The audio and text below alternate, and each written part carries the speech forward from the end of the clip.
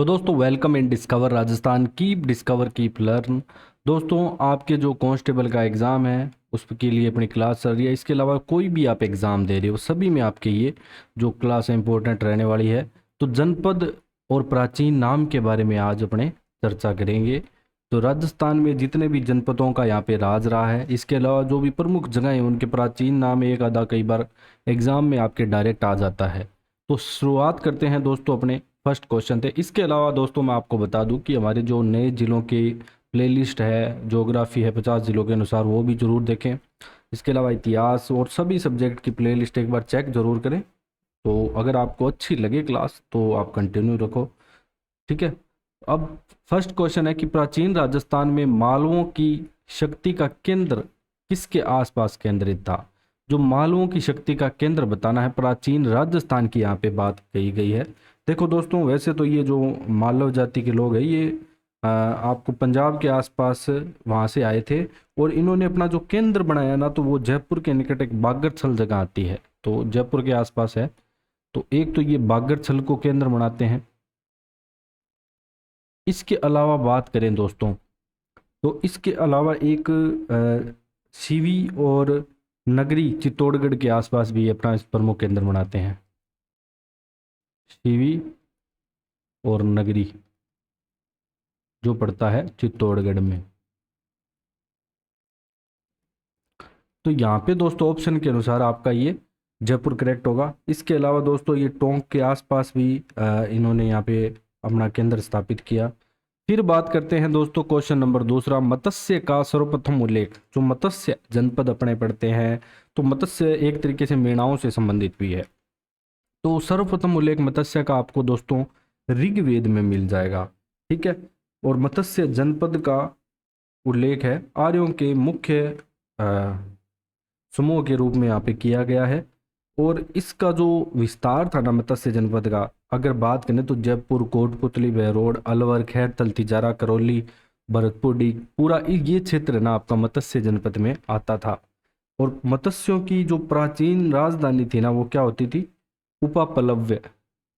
तो मत्स्यों की जो राजधानी होती थी, प्राचीन राजधानी की बात कर रहा हूँ, ठीक है, ध्यान रखना। प्राचीन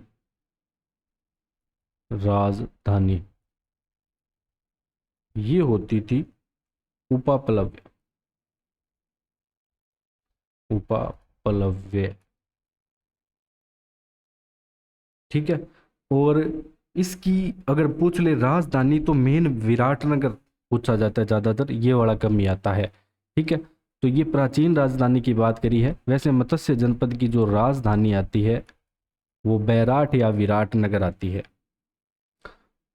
वो आती है विराटनगर, जिसे वर्तमान में जाना जाता है बैराट के नाम से, ठीक है। ये चीज़ आप ध्यान रखोगे। अब अपने चलते हैं क्वेश्चन नंबर 3 पे। मत्स्य जनपद की यहाँ पे आपको राजधानी बतानी है। तो यहाँ पे इसकी राजधानी आ जाएगी दोस्तों बैराट, जो पहले विराट नगर के नाम से जानी जाती थी, जो अभी हमने पढ़ा है, ठीक है। और प्राचीन भारत, अब अगला बात करें तो सूरसेन जनपद की राजधानी, क्वेश्चन नंबर 4 की बात करेंगे। तो ये जो क्वेश्चन मैंने आपको पिछले वाला कराया, ये कम से कम 4 से 5 बार बदल बदल के आ चुका है, ठीक है। प्राचीन भारत में विराटनगर किस जनपद की राजधानी थी, ऐसे भी आ चुका है। सेम क्वेश्चन यहाँ पे रिपीट हुआ है बहुत बार बार। फिर बात करते हैं सूरसैट जनपद की राजधानी थी, क्वेश्चन नंबर 4। तो इसकी राजधानी दोस्तों यहाँ पे मथुरा आ जाएगी आपके। क्या आएगी? मथुरा। जो आधुनिक ब्रज क्षेत्र था ये महाजनपद स्थित था। आधुनिक जो ब्रज क्षेत्र आता है वहाँ पे ये महाजनपद स्थित था, और इसकी राजधानी मथुरा थी। और मेन राजस्थान की बात करें ना, तो भरतपुर, धौलपुर, डीग तथा करौली जिला इस जनपद के अंतर्गत आता था, ठीक है। कौन कौन सा? एक तो भरतपुर, अब नए जिले की बात करें तो डीग, धौलपुर व करौली।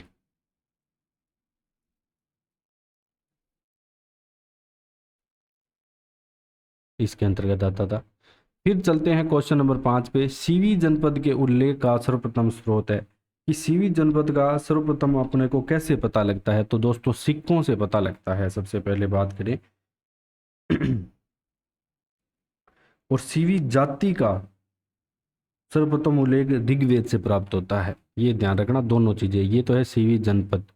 अगर आपसे पूछ ले कि सीवी जाति का उल्लेख कहाँ पे मिलता है,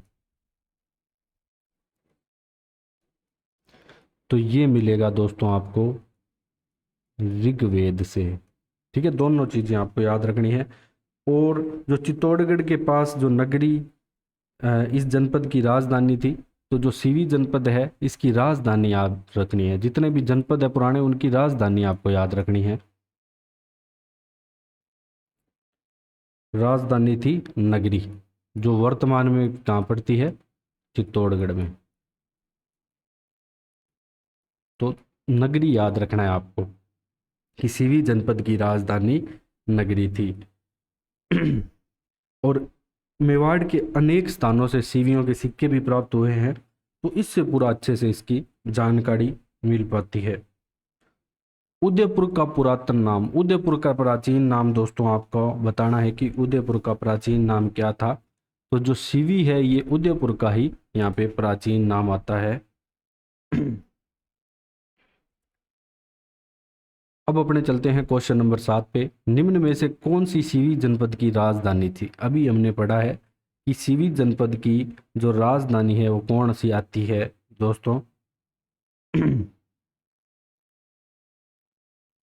अब इस क्वेश्चन में जो आंसर रहेगा ना दोस्तों वो आपका मध्यमिका रहेगा, क्योंकि मध्यमिका नगरी का प्राचीन नाम आता है। ये ध्यान रखना, जो मध्यमिका नाम आता है ये नगरी का ही प्राचीन नाम है। तो ठीक है, जो नगरी गांव जाना जाता है पहले ये मध्यमिका के नाम से जाना जाता था।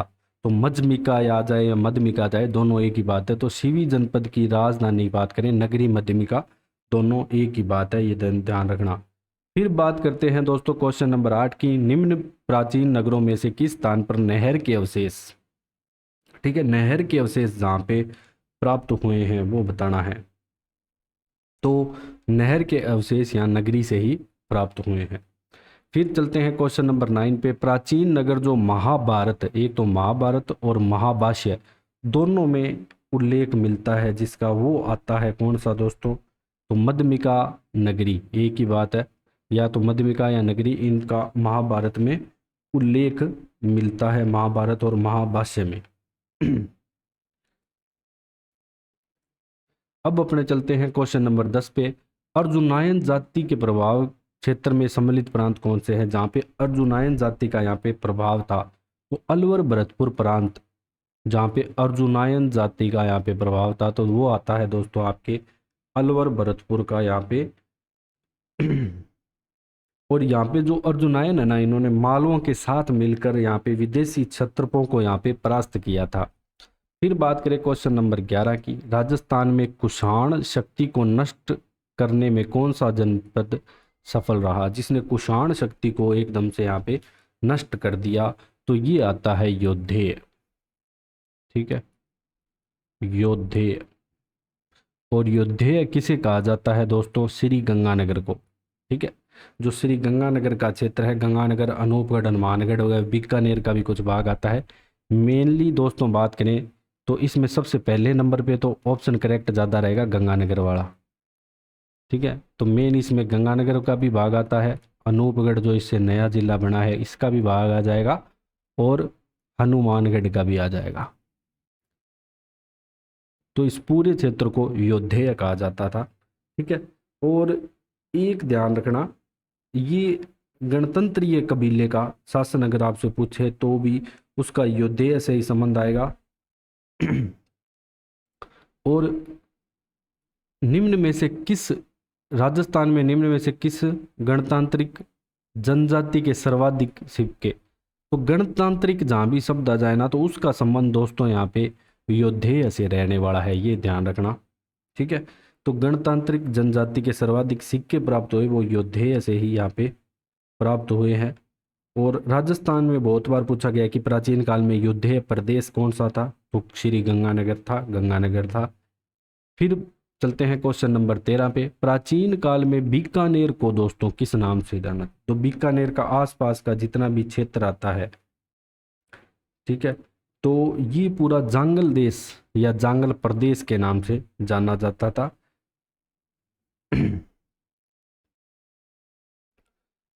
और अही छत्रपुर किस जिले का दोस्तों यहाँ पे प्राचीन नाम आता है? अगर अपने बात करें दोस्तों अही छत्रपुर, तो ये सबसे पहले प्राचीन नाम आता है नागौर का। ये भी इम्पोर्टेंट है, बहुत बार आपके एग्जाम में पूछा गया है। तो नागौर का प्राचीन नाम अही छत्रपुर आता है। और जो जांगल देश है ना, इसकी राजधानी थी ये, जो जांगल प्रदेश आता है आपका, इसकी राजधानी क्या हुआ करती थी? अही छत्रपुर। अही छत्रपुर नागौर हुआ करती थी। फिर बात करें ढूंढाड़ किसका प्राचीन नाम है? तो ढूंढाड़, जहाँ पे ढूंढाड़ी भाषा भी बोली जाती है दोस्तों, जयपुर का प्राचीन नाम आता है। वैसे बात करें तो जयपुर, सवाईमाधोपुर, दौसा और टोंक, इसमें पूरा यहाँ पे आ जाता है आपका जयपुर, सवाईमाधोपुर,